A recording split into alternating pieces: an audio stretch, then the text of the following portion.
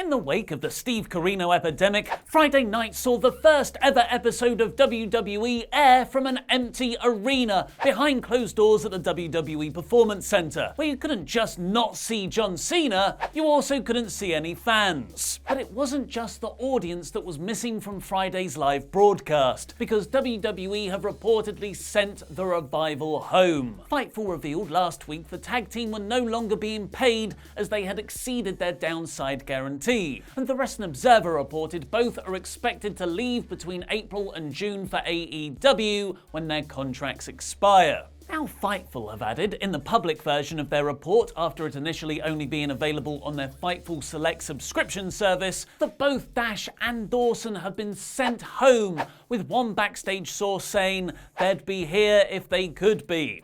Apparently the team were trying to have an amicable exit from WWE, but as usual the promotion has made it as difficult as possible for people trying to leave. This has been the situation since the start of the month, where they worked a series of live events in New York. But it's not just disgruntled wrestlers that WWE have sent home. PW Insider is reporting that WWE sent out an email to all employees yesterday about the Steve Corino outbreak, and that if they can work from home for the foreseeable future, they should. And it doesn't just apply to office workers, as Friday's SmackDown broadcast went ahead with a skeleton staff at the Performance Center, with Vince McMahon himself staying away. While McMahon has been busy with the XFL over the last few months, skipping many WWE TV tapings, the last few weeks have seen him return backstage, which coincidentally happened the same time Raw got crap and Goldberg became Universal Champion. If only there was some kind of pattern. You'd think McMahon would have wanted to directly oversee Friday's first ever no-fans broadcast if he could. Before we get on with the rest of the episode, I'd just like to say a huge thank you to this video's sponsor. And you'll never guess who it is! Chopper! Get in here! Guess who our sponsor is, Chopper? What do you want? I was having lunch. Our sponsor are really exclusive about who they advertise with. We're very honoured, and they're very good at supporting this channel. Is it Raid Shadow Legends? It's Raid Shadow Legends, Chopper! Delete those cutesy and cartoony games from your phone now. Delete them, Chopper! It's Raid Shadow Legends! Delete them now. And install the dark fantasy RPG game Raid Shadow Legends using our links in the video description below. Raid lets you build a team from their awesome collection of legends who are really intricately designed and animated. Raid Shadow Legends, Pete! Which you can upgrade through sacrificing weaker ones in really addictive battles in the arena against other players, and my favourite part, the fully voiced campaign mode. Raid is also cross-device, meaning you can play on your PC and mobile, and they've just introduced the highly anticipated Battle Pass feature, where you can win rewards by completing challenges. Download Raid using WrestleTalk special links in the video description below, and if you're a new player, you'll get 100,000 silver and the free rare champion, Hexweaver, whose stats include cleavage. Download, Chopper. All this treasure will be waiting for you in the inbox, but only for the next 30 days. So download Raid now using those links, because it also really helps support us here at WrestleTalk. Good luck, and I'll see you there.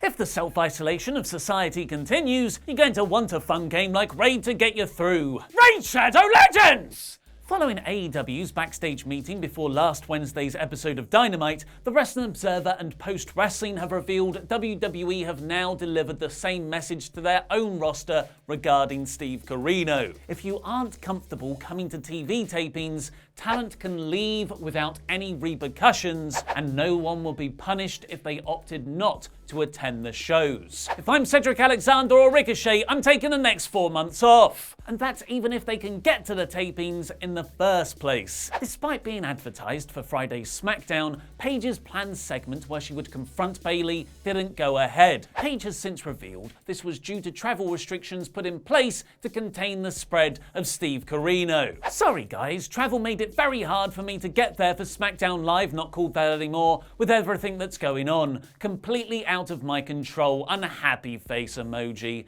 Very sorry. But at least Bayley is keeping you entertained, with a gif of a woman spitting out her tea and laughter, implying Bayley was not, in fact, keeping you entertained. But what could that mean? Don't worry, because Ryan Satin is here to inform us all with his unparalleled backstage reporting while receiving a WWE via Fox paycheck. According to sources, Paige did not travel to Florida for SmackDown due to coronavirus-related travel concerns, which the company accommodated. Scoop! This was before the major flight restrictions were put in place, though.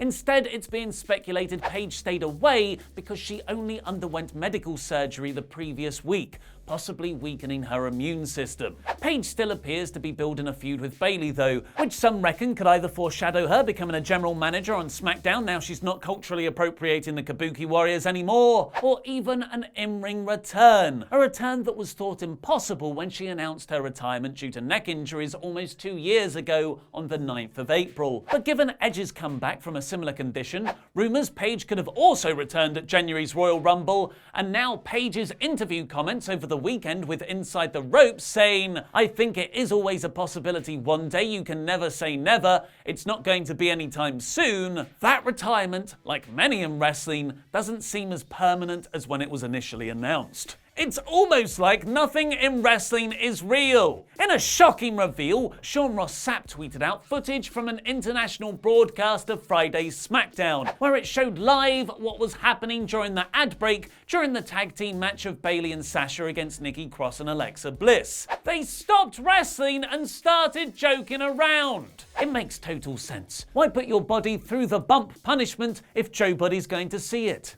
Possibly because of this weird times curiosity factor, and WWE now having a captive, self-isolated audience, SmackDown's viewership was up almost 150,000 viewers. Raw will also be broadcast live from the Performance Center without any fans tonight, after the originally scheduled Pittsburgh Arena show was cancelled due to Steve Corino concerns. All the big names originally advertised are still expected to be there, with Stone Cold Steve Austin celebrating 316-day, The Undertaker and Edge in attendance, with the rated R superstar tweeting about his travel plans down. "Pickup truck in the wind, Pearl Jam cranked, here I come, Raw! Please drive the pickup truck out onto the stage." With WWE now facing the realities of the Steve Corino outbreak and what it means for their live events business, it seems even more certain that WrestleMania 36 will indeed be cancelled or postponed. And if not by Vince McMahon, then by the government. Thanks for your support on Patreon, Luke's favourite fan, the one, the only, the awesome Bubba.